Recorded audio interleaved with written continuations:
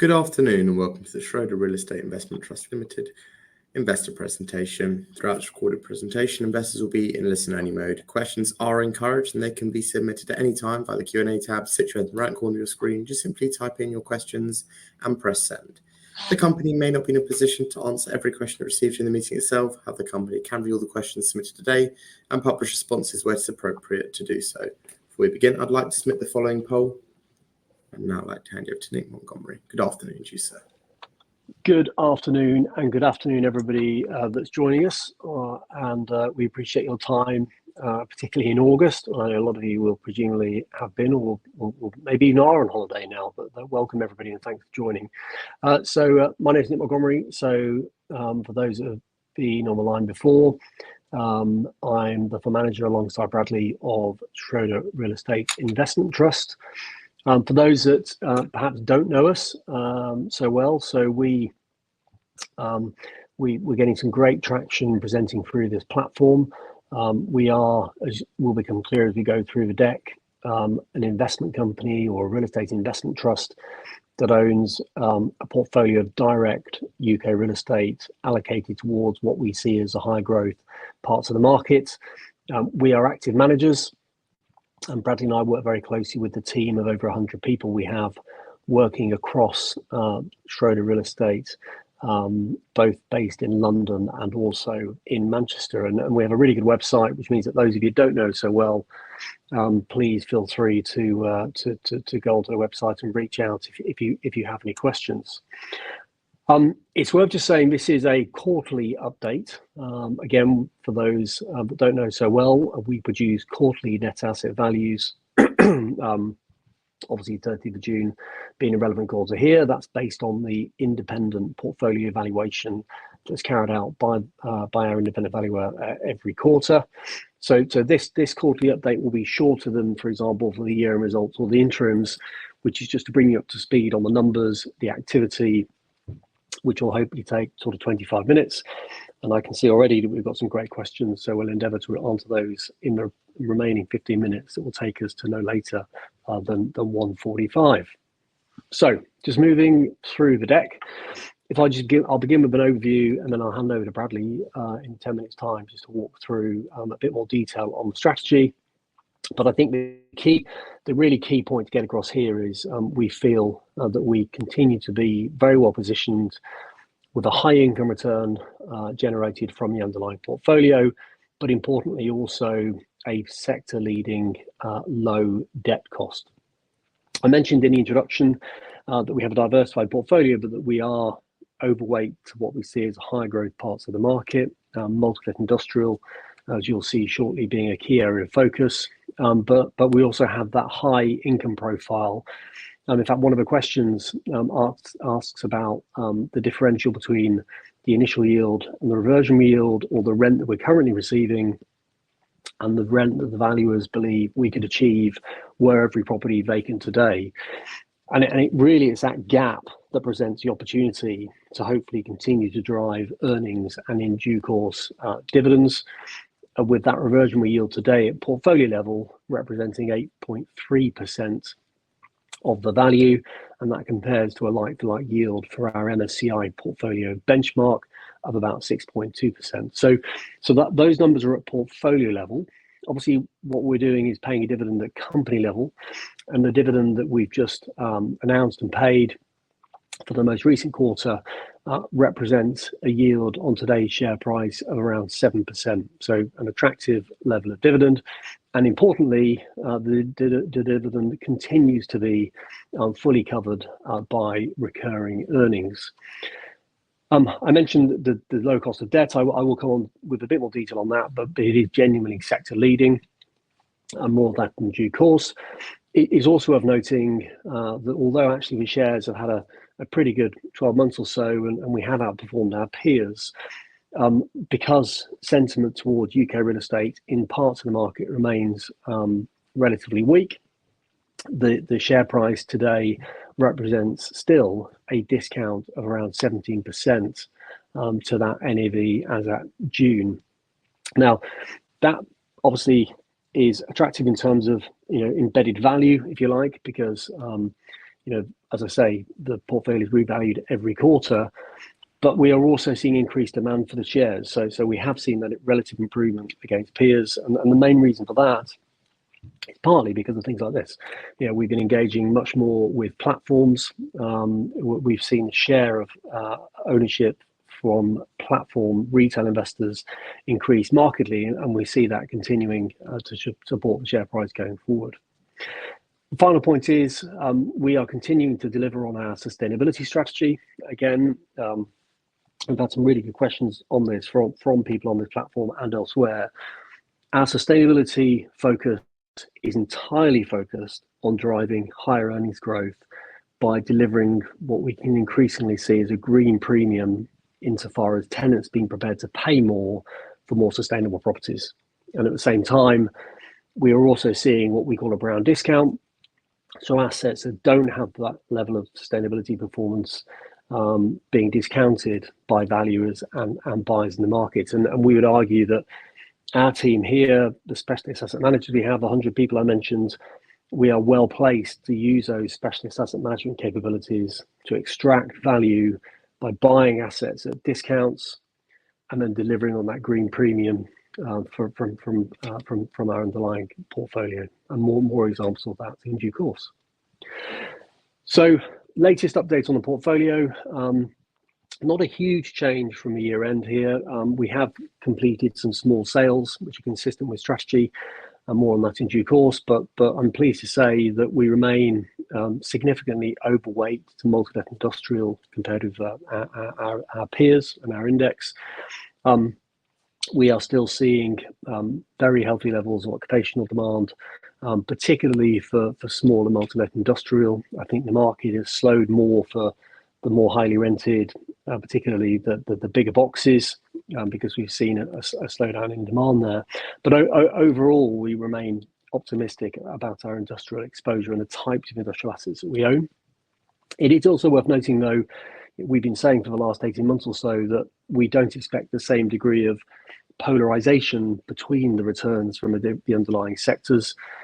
Obviously, we saw very significant polarization in the run-up to September 22, with particularly logistics values growing very strongly because of those tailwinds, particularly coming through and out of the pandemic.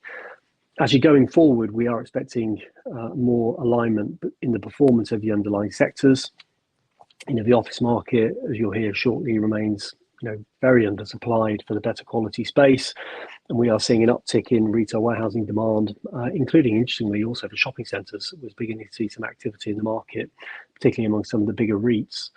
So we expect less polarisation, but we remain of a view that our portfolio allocation, firstly, is a right mix, but secondly, it shows a benefit of having a strategy where you can invest between the sectors. You can tack and change as market conditions change, whereas some peers in this peer group who are sector specific don't have that ability to tack and change depending upon market conditions.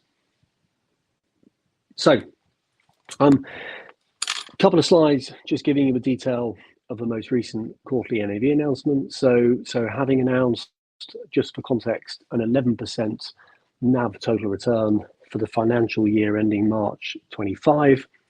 We've seen continued momentum, continued uptick in values, and obviously continued dividends, which has allowed us to announce for the quarter to June a net asset value total return of 1.6%, again above the peer group average. The main driver of that, of course, was an uptick in the value of the underlying portfolio. But we also saw some completion of some sales at a small premium.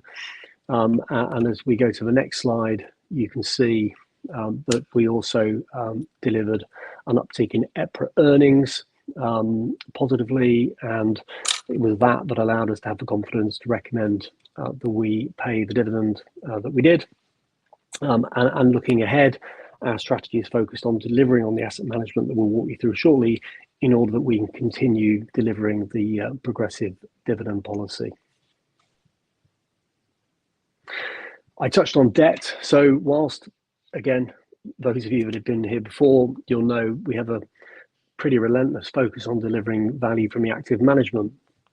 we also benefit enormously from having very good visibility on our interest payments. And the reason for that is set out very clearly here on slide 6. The key reason, as you can see here, is of our 184 million of debt drawn, 130 million is fixed for another 11 years at an average interest cost of 2.5%. Now that is industry peer group leading. And once you overlay what we use as a tactical revolving credit facility from Royal Bank of Scotland, that results in that sector leading average interest cost of 3.5% and an average maturity of our drawn debt of over 8 years. So, whilst we of course look at how we can optimize our balance sheet. So for example, the revolving credit facility comes up in 2027. So we're starting to think about how we approach that refinancing. Unlike many property companies, although we are in an environment where interest rates, certainly the shorter end, are coming down slightly, many real estate companies, even in that context, are looking at refinancing to increase our interest cost.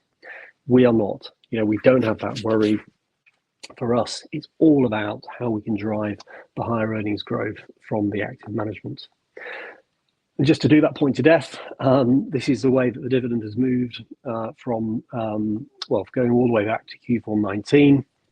And you can see from end of 19 to where we are today, dividends per share up about 30%, and a commitment from the board, obviously with the recommendation from SCHRODER's, that as soon as we've got visibility that we can maintain the high dividend and on a sustainable basis, we will pass it on to shareholders, and that's our current focus. Perhaps less relevant to some of you on the line, but certainly of relevance to us and also to our board, is how the performance of that underlying portfolio, so not at corporate level, but how the underlying portfolio compares against our institutional peers. And for this, read all of the externally managed REITs some of you may own, but also many of the main market REITs and other institutional owners submit their underlying portfolio data to MSCI, and that allows us to compare our relative performance. So I'm not going to dwell on all of this. I'll just direct you to the bottom right-hand corner, where you can see a combination of that favourable asset allocation, but also real focus on active management means that over all time periods now, we are outperforming, particularly over 3 years, very significantly compared with that MSCI benchmark.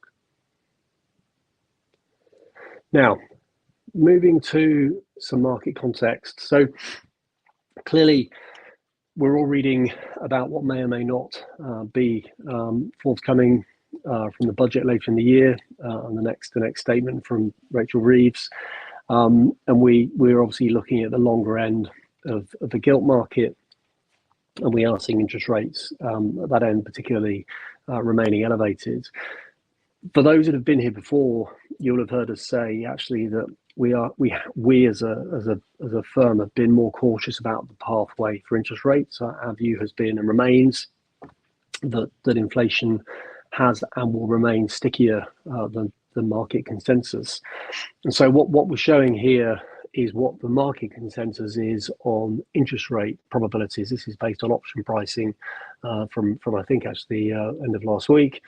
And you can see now that the market is expecting that the base rate will trend down to around 3.5%.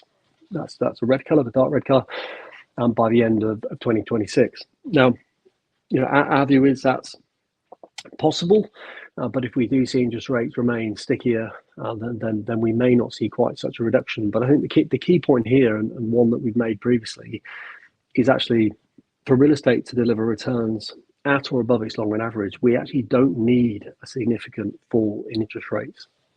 And the reasons for that are shown hopefully clearly on the next slide 11. So just starting from the top left, as I say, the market has had a significant correction, partly because of that steep rise in interest rates at the end of 2022.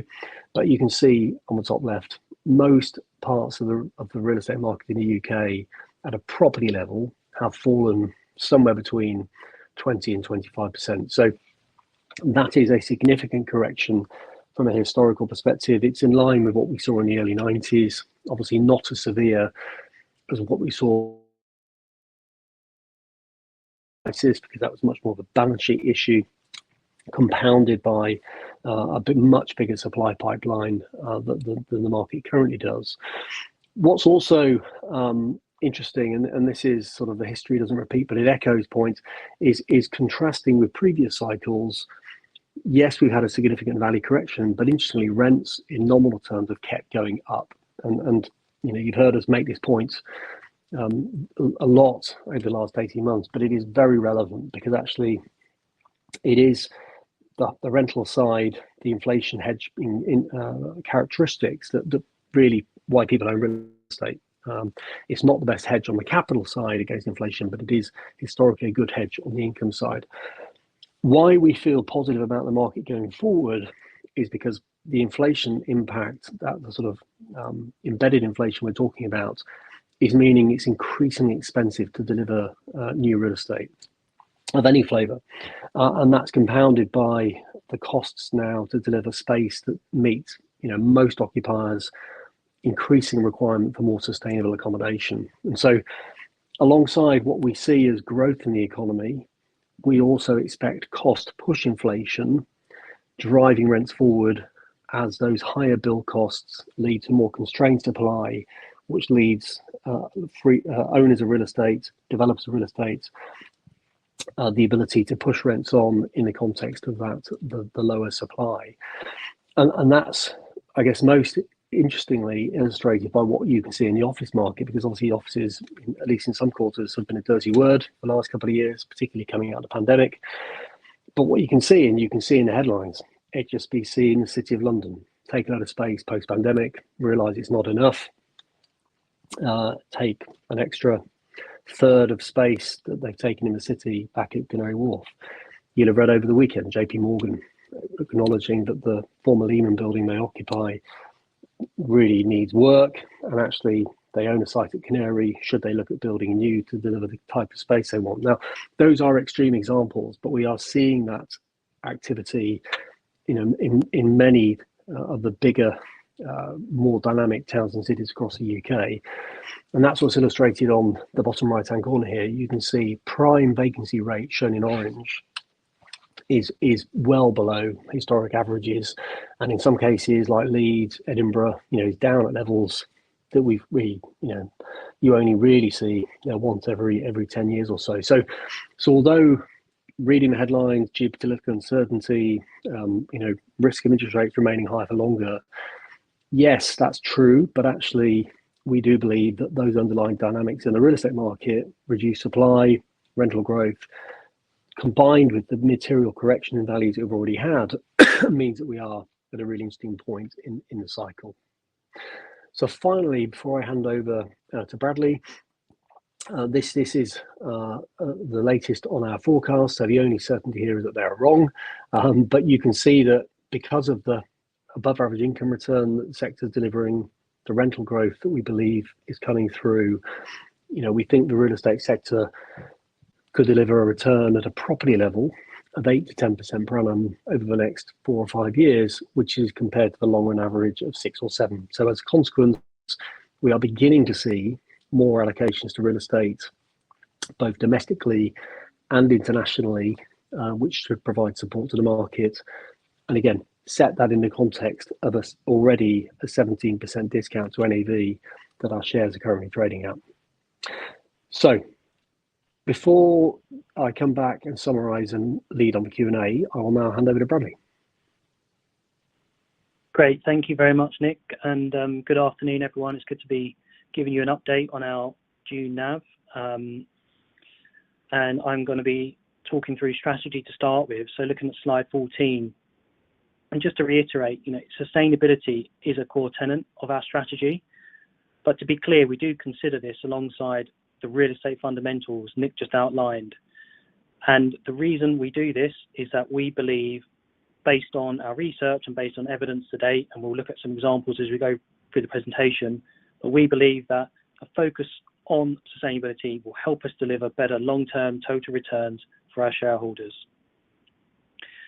Now, first, a quick update on Stanley Green, and I know that we regularly update you on the asset, but it continues to deliver excellent returns and is a really good example of the strategy in action. So as a reminder, we've got two parts of Stanley Green trading estate.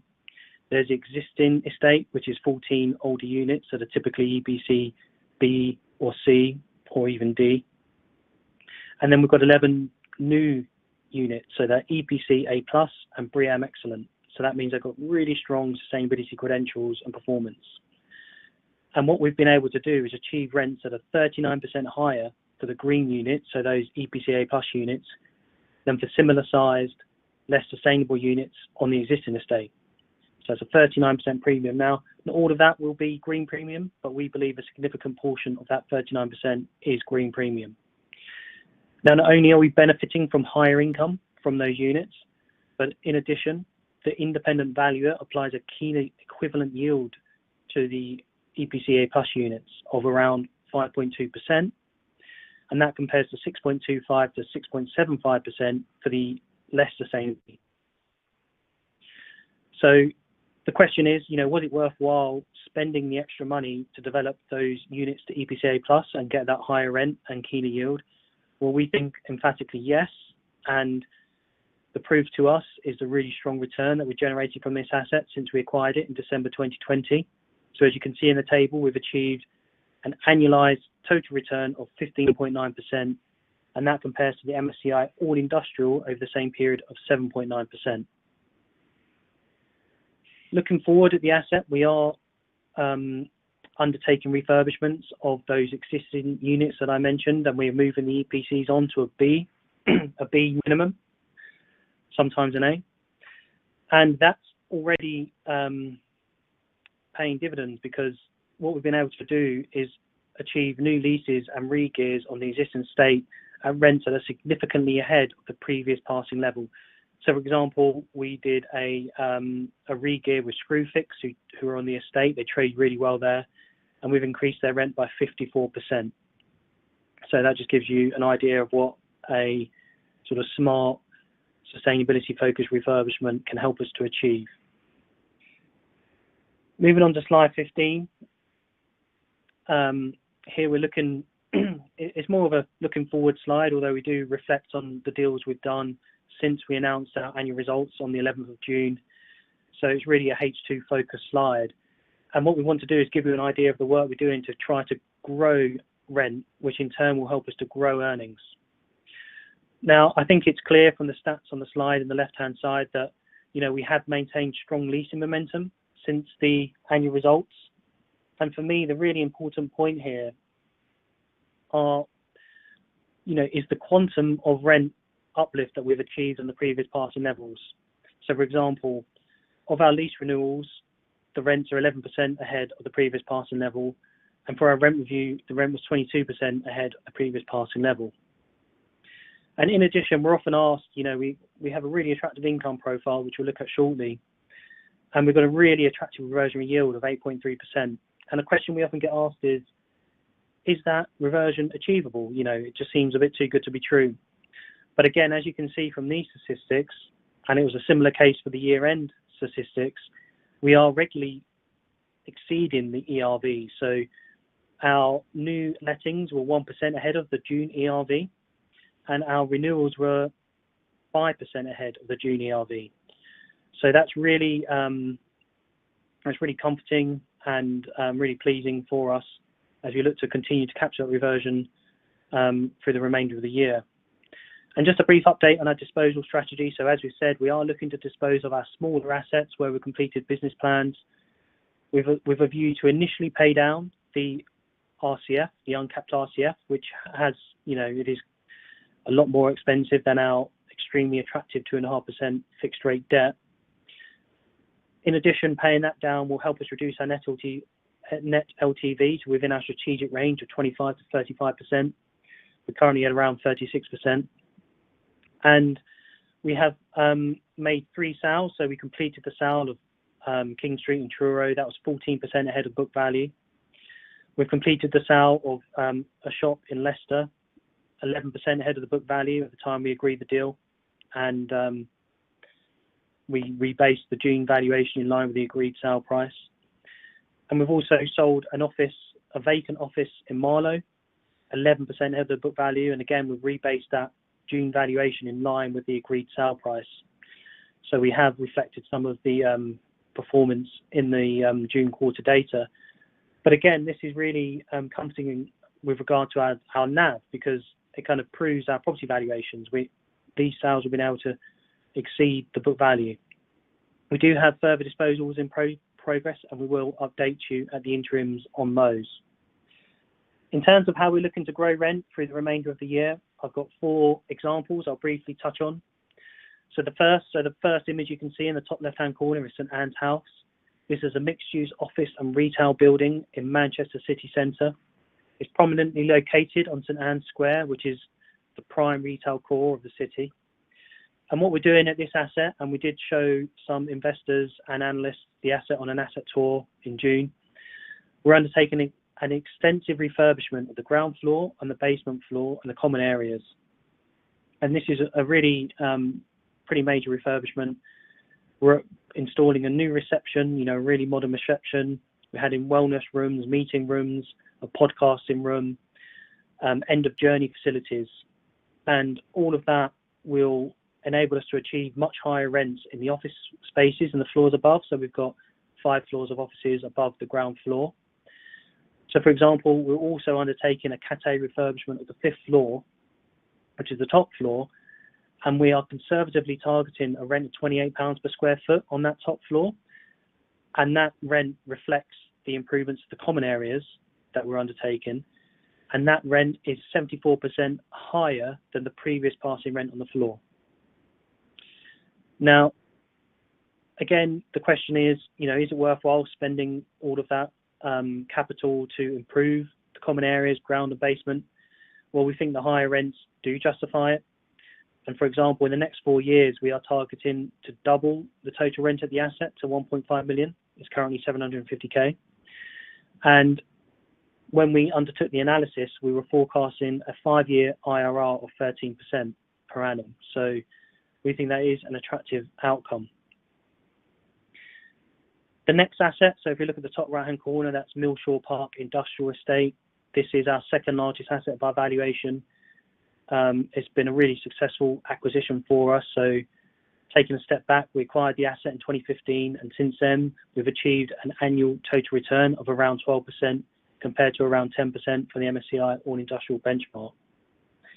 The asset has 460,000 square feet of gross internal area. So in industrial, that's your lettable area. And the asset is on 28 acres, and it's just south of Leeds city centre and is close to the M62 motorway. The site cover is very low at 37%, so there's opportunity to increase that over time. And just a reflection on the Leeds industrial market. So the vacancy is around 3%, which is much better than the national average, which is just above 5%. And that's how we've been able to achieve some really significant rental uplifts and rental growth at the asset over the last few years, which has in turn driven that really strong performance I just quoted. In June, we did take back a very large unit, Unit 22. It's around 50,000 square feet, which is around 10% of that asset lettable area. And we are just about to start renovating to create an EPC A unit, and that's going to be an extensive refurbishment with lots of sustainability focused initiatives such as PVs, EV chargers, new insulated roof, new roller shutter doors, new glazing, upgrading the ancillary office space within the warehouse. So it's going to be a real transformation for this unit. It's going to cost us £1.9 million. And again, the question arises, is it worthwhile spending that money to achieve an EPCA? Well, we think absolutely yes, because we're going to be quoting £9 per square foot, which is 86% higher than the rent we were receiving in June. And the profit, based on our analysis from this scheme, will be around £1 to £1.5 million. Looking at the bottom left photo, that's Headingley Central in Leeds. This is a mixed-use asset, so it's got hotel, retail and leisure on the scheme. It's around 100,000 square feet, prominently located in the town centre, and there's lots of, you know, young professionals and students in the area, and we get really good footfall here. Now, we got back a Wilkinson's unit, so they went bust a couple of years ago, and we have agreed a lease on half of the Wilkinson's unit to McDonald's. So we've got McDonald's coming to the scheme on a 25-year lease. There's a break at year 15, and they're going to be paying a rent of £75,000 per annum, which is 28% higher on a per square foot basis than Wilco's were paying. We're currently undertaking landlord works, and we hope to complete that lease in the coming month or two. We also have the other half of the Wilkinson store under offer to a national grocery operator. So hopefully at the interims we can give you a firm update on that. And then finally, in the bottom right hand corner, we are referring to Churchill Way West, which is one of our retail warehouse schemes. It's based in Salisbury. And I'm delighted to say that we've got planning from Wiltshire Council to enable us to reconfigure 2 of the units that will mean we can bring Lidl to the scheme. So Lidl are going to take one of the units plus around half of a second unit, and that will be around 22,000 square feet. Lidl are taking a 25-year lease. There's a break at year 20, and the rent is £440,000 per annum, which is £19.81 per square foot. And again, a really significant uplift on the previous passing level per square foot, 67% higher. So, you know, really strong uplift, great tenant, and, you know, this is a really good example of us creating long income with inflation-linked rental uplifts. Now, sustainability was central to us on this deal, and it was also very important to Lidl, and they've agreed to install PVs on the roof as part of the tenant works, and that will help us to achieve an EPC A on the unit. So I hope that gives you a really good sense of the work that we're up to. You know, we're working really hard to keep pushing that rent forward, to keep getting us closer and closer to achieving the reversionary rents, which, as the deals show, we are achieving. And that is what will enable us to push the dividend on in the future. So looking at slide 17, this is a portfolio overview slide, and we've highlighted some key metrics of the portfolio. So firstly, we've got 37 properties as at June and more than 300 tenants. So it's a really granular portfolio. We think that spreads risk, and, you know, as well as benefiting from the diversification across sectors, we're also benefiting from the granularity of the portfolio. I've also highlighted the income profile of the portfolio, which we think is really attractive. So we've got a net initial yield of 5.6% as at June, but actually that's 6.1% if you adjust for the rent-free that our largest tenant are currently on until October, and 6.1% is 100 basis points ahead of the benchmark. And I mentioned previously a really attractive reversionary yield, that's 8.3%. That's more than 2% higher than the benchmark, and I'll come shortly onto a slide just to help us to contextualize what that reversionary yield means in pound note terms and what that could mean for our shareholders. On the right-hand side, we show the structure of the portfolio in terms of the sector allocations, and really the key point for us is our 64% weighting to industrial or retail warehouse, which, as Nick outlined towards the beginning of the presentation, you know, we see these to be really attractive sectors at the moment, benefiting from structural tailwinds that have enabled us to push rents on and continue to push rents on in examples I've just outlined. Now, final slide from me. Again, as I said, I want to contextualize the reversionary profile of the portfolio for you. So our cash passing rent at the end of June was £29 million. That's an annualised rental figure. And our reversionary rent, according to our independent valuer at the end of June, was £40.2 million. That's a difference of £11.2 million, which is very significant if you think that our annualised dividend is currently £17.5 million. So clearly you can see that if we're able to capture even some of that reversionary potential, it should enable us to move the dividend on in a way that is really attractive for our shareholders. Now, I've set out 4 simple steps, to show what the work we're doing to achieve that reversion. Now, first of all, in our existing lease book, as at 30th of June, we have what we call fixed uplifts, and they're mainly rent frees, where we're currently not receiving any cash from the tenant because they're in a rent free period and incentive period at the beginning of their lease, which could last anywhere from 3 to 9 to 12 months. And in the coming 12 months, so to the end of June 26, we have £4.3 million of fixed uplifts to come through. So that's cash increases in the rent we're going to receive.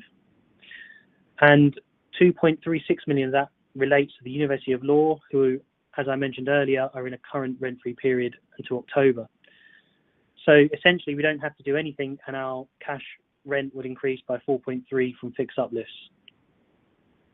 In addition, as at the end of June, we had AFLs exchanged, and as we undertake landlord works or get planning permission, we expect to complete those leases, which will increase our rental income. In addition, there are some units and assets where the current level of rent, so the passing rent that we're receiving today, is below the market level, and that market level is determined by our independent valuer. So as rent reviews come around, as we execute renewals and re-gears or new leases, we would expect to achieve higher rents. And then finally, we have vacant space, and we're working really hard to bring our vacancy down, and that's a real attractive opportunity for us to bring the void rate down and to increase our passing rent. So hopefully that gives you some context into that 39% increase from our current cash passing rent to the reversionary rental potential in the portfolio. With that, I'll hand back to Nick, and I look forward to addressing any questions that you may have. Excellent. Thanks, Bradley. Again, I want to leave 10 minutes for questions. So I guess just to reiterate the key message, we think we are well positioned with the higher income we're already receiving, but even more so the potential reversionary income that Bradley has just walked you through, combined with that long-term low debt cost. We've been saying, I think, pretty consistently that real estate values are bottoming out. I think we got the timing of that just about right. And we are expecting now to see a recovery driven partly, as I say, by an expectation of some interest rate cuts, but more importantly from the rental growth that we can see, particularly across the industrial sector, but other parts of the market. I guess just to conclude, the sustainability driven strategy we announced a couple of years ago now really is, in our view, delivering tangible benefits. When you look at the performance of our underlying portfolio, the higher rent growth, but also traction we're getting with forums like this, where we are seeing increased demand, particularly from retail shareholders who are clearly buying into the strategy. So thank you again, all of you, for your time today. It is appreciated. And I will now hand back briefly to Ali before we go to questions. That's great. Well, thank you very much for your presentation. Ladies and gentlemen, please do continue to submit your questions, and you can do so just by using the Q&A tab that's situated on the top right-hand corner of your screen.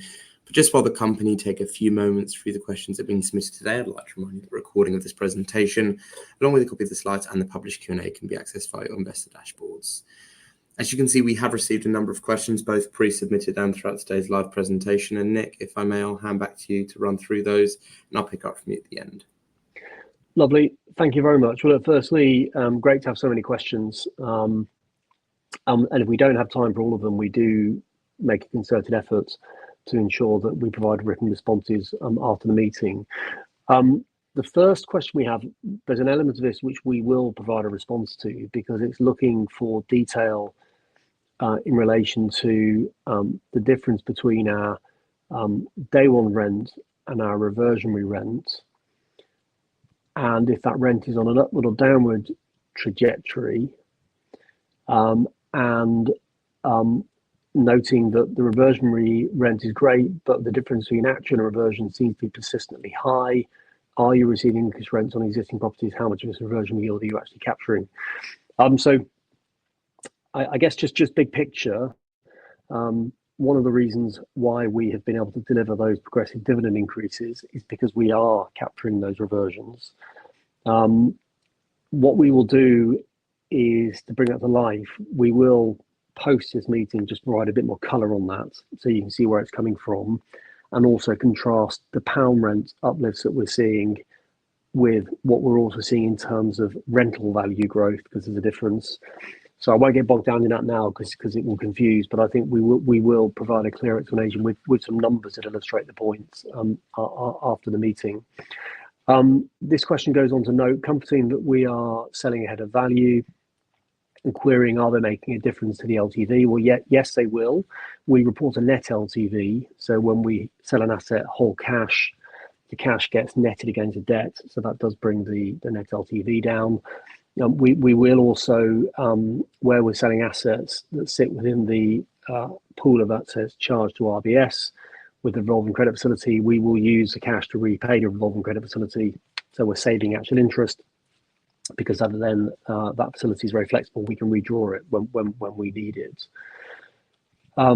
So we aim, as we say, to bring that net loan to value down in line with the long run target of 25 to 35%. The question also notes that there must be some good opportunities in the market. Yes, there are. We are, as we've explained, unfortunately, though, capital constrained insofar as the cash that we have is allocated to projects within the portfolio. Now, as I say, we do see value in the market. I think if we had the ability to go and raise 100 million, we would do today, because I think we could deploy that at attractive yields, which would be accretive to earnings and dividends. But we are equally happy that the cash we have got, we will deliver an attractive return from investing in our assets, delivering the green premium, and Bradley's obviously given some examples of that. Going through the questions, we had one about Lidl. Hopefully Bradley's answered that now. We've got planning, so we'll be now proceeding with those works. Interesting question on the government's, as described here, policy of banning upward-only rent reviews. How will it affect us, and do we see around it like higher starting rents? I guess just some context here, perhaps for those that haven't seen this. So there is something, it's a bit of a mouthful, called the English Devolution and Community Engagement Bill. So this is not legislation yet, but it is a bill that the government have introduced. And part of the bill, and it's quite wide ranging, but part of it is to ban upward only rent reviews. So again, most of you will know, but one of the characteristics of the UK real estate market has been that historically tenants have signed 10, 15, 20-year leases. Those leases have what's called upward only rent reviews. So rents can go up, but they can't go down compared with the original rent.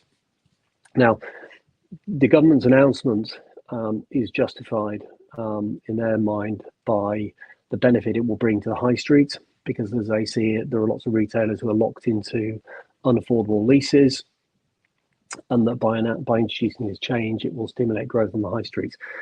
The industry completely disagrees with that view. If you look at the facts, and the industry will be communicating this clearly to governments, the trend over the last 20 years, but particularly during and post-pandemic, is that occupiers want more flexibility. And actually, the average rent now in the UK is about 7 years. The average lease length, I should say, is about 7 years. So if you assume a 5-year rent review pattern, that would only actually capture one of those rent reviews. So this will be challenged. I think our view is, even if it is introduced, it could have a fairly limited impact. If you look at the last sort of 40 periods of annual rent for the whole of the market, in only 5 of those 40 consecutive periods has the average rent gone down over that 5-year period.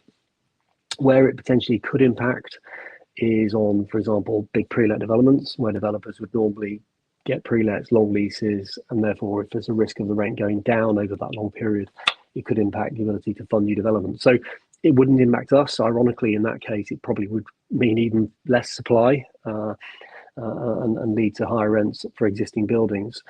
I guess ultimately, if it does come in also, we might see the market shift more towards a European model of more frequent inflation-linked rent reviews.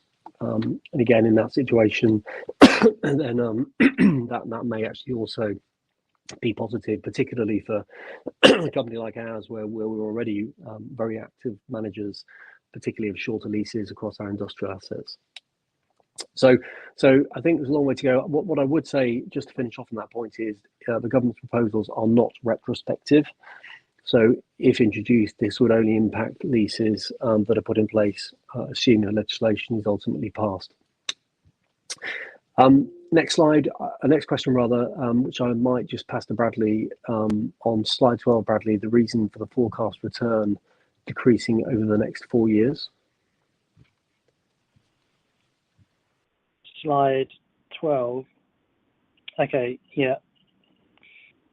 So I think so these forecasts, we're coming off the back of a average 25% decline in commercial real estate value. So that was from sort of June 22 across around 18 months after that.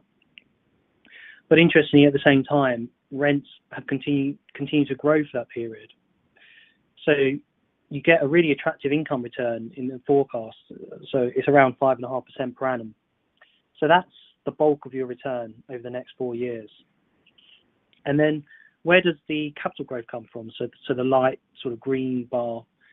Well, there are two ways you can get that capital growth. First is the rental growth.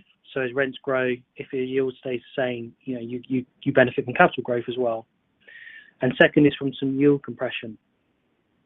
And when these forecasts were produced, we felt that rental growth in 25 would be pretty strong, continue to be strong, but also that would benefit from yield compression resulting from reductions in interest rates. And then that kind of benefit would decline through the years, so you'd get less yield compression through the years. I think what's probably going to happen more likely now is in 2025 there'll be less yield compression because of the very high gilt yield. So 30-year gilt, highest it's ever been, or highest it's been since 1998. And actually, you're probably going to see a stronger 2026 compared to 2025. So I think the shape will slightly change, but the general sort of theme that there's a really there's a really good chance of some attractive years for real estate coming up it remains the same. So I guess in short, you've got your income return, strong income return from the lower capital value and the continued rental growth.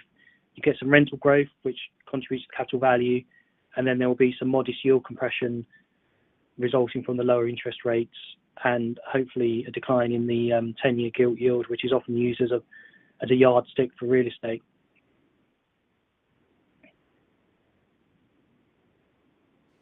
Perfect. Very good. Thank you. So if we just pick through the other questions. So is it the case that there'll be a new person managing the trust in the near future and also a new chairman? If so, does this increase the potential for some form of corporate activity? So it is the case that I will be stepping back, and we set this out in the most recent year-end results, which coincides with my role changing to run the whole real estate business. I will, whether Bradley likes it or not, I remain involved as chairing our investment committee, which will in effect approve the strategy for it is recommended to the board alongside key transactions. Importantly, obviously, Bradley remains and has been instrumental in how we have set particularly the most recent strategic evolution, and we will be, the process is ongoing, bringing in someone to sit alongside Bradley, so we have the same arrangement, co-managers, which is what we would always have as part of orderly succession. But it is a bit different because obviously I'm not leaving the building. We also have the chair stepping back, but not until next year, probably coinciding with the AGM in September, which again is compliance with best practice governance. Alistair will have done his 9 years. He's been an excellent chair. We've made recent other improvements to the board as part of normal rotation, and we will again go through that same process with Alistair. So So there is that change, but well managed, and again, we continue to benefit from the whole platform at Schroders, rather than having two blokes sat in an office in the West End. Bradley and me currently, we do benefit from having that broader resource within Schroders. So I don't think it does increase the potential for some form of corporate activity. I will remain, as a shareholder, very supportive of the company in my new role, and I would hope that we will, if anything, continue improving our offer for shareholders, working obviously very closely with the new chair and the board. Keep going, probably another question, but what is the difference in portfolio value and NAV? In simple terms, the gap is the debt. So the 184 million of debt, if you add that in the NAV, broadly speaking, you get to the portfolio value. The next question, are you exempt from all tax on capital gains, which listed unit trusts and investment trusts enjoy? What would you do if the UK government abolished the exemption? Great question, particularly in the context of the English devolution bill. I guess first thing to note is, and this is set out in the accounts, Bradley and I are not tax experts, but we are a real estate investment trust.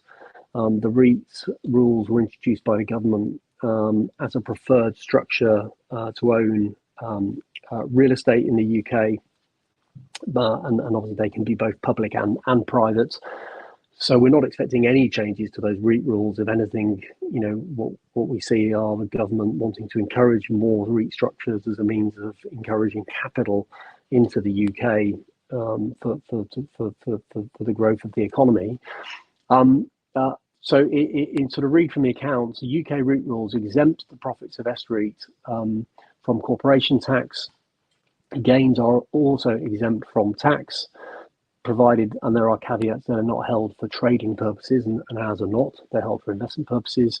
What REITs are required to do, though, which we are fully compliant with, is distribute at least 90% of the group's net income, and that was a key factor in the government introducing the legislation. And that's what we do with lots of cover. So those are the rules. The accounts on the website do provide a bit more colour if needed. Obviously, we're not providing tax advice, but it's well-trodden territory, and we're not expecting any change. The next question, Bradley, I hope you can. I'm not saying you can see these, but there's a question just in relation to the discount. Can you see that and answer that next one? I can't actually see the Q&A, but in terms of the discount, we're seeing really good improvement over the last couple of years, and I think that's in part because of the strategy paying off and investors behind the strategy. I think we've had excellent support from investors through direct consumer platforms such as Hargreaves, AJ Bell, Interactive Investor, and also I think we've delivered good performance and dividend growth, which in turn has had people buy the shares. So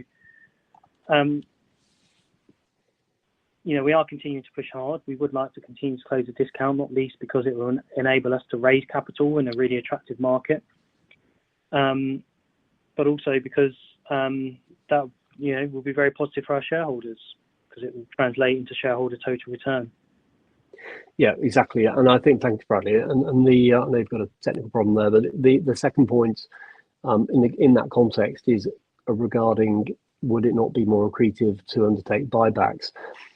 I think on that point, it's worth just noting we obviously have done buybacks in the past, ahead of peers actually, and did it with a very clear strategy of concentrating earnings rather than expecting any significant improvement in the discounts by virtue of just doing the buybacks, because they tend not to have a long-term impact in terms of closing the discounts. It's very much about enhancing earnings. It is something we have the ability to do. Currently, going back to my point about cash, we don't have the surplus cash in order to deploy into buybacks. The other consequence of buybacks, of course, is you are increasing your net loan to value. And so that would be inconsistent with what we're doing in terms of trying to get back within that strategic range, which we are doing with the small sales that we're contemplating, or completing and contemplating. So that's the reason why at the moment we're not doing buybacks. But as I say, we have done in the past. There's a question about joint ownership. So two of our assets, City Town Manchester and Store Street in London, are held in very simple co-ownership structures, and they're held alongside other discretionary Schroder managed funds. So there's alignment on strategy, and the funds sit within obviously the business I'm responsible for. So those managers are aligned in terms of strategy. And I'm just conscious of everyone's time. The final three questions relate to vacancy, noting that it is increased. It has upticked a little bit quarter on quarter, but as Bradley touched on briefly, actually we have a meaningful proportion of the vacant space in legals, so therefore terms agreed and in the process of being legally contracted. That will reduce the vacancy below obviously where it was when we last reported at the year end. The reason for the delay, candidly, is just partly summer, because things go quiet, company directors aren't around to sign. So we are happy with the activity that is ongoing, and what we will do, again, we've said in relation to one other question, we'll just in the Q&A responses just set up a little bit more colour on why we feel that is the direction of travel. So given time, I will just thank you very much again for attending today. And again, if you have any more feedback, we'd love to hear it. Please reach out and we will do our best to respond. Back to you, Ali. That's great. Well, Nick, Bradley, thank you very much for updating investors today. Could I please ask investors not to close this session, as you now be automatically redirected to provide your feedback in order the management team can better understand your views and expectations. On behalf of the management team of Schroder Real Estate Investment Trust, we'd like to thank you for attending today's presentation, and good afternoon to you all.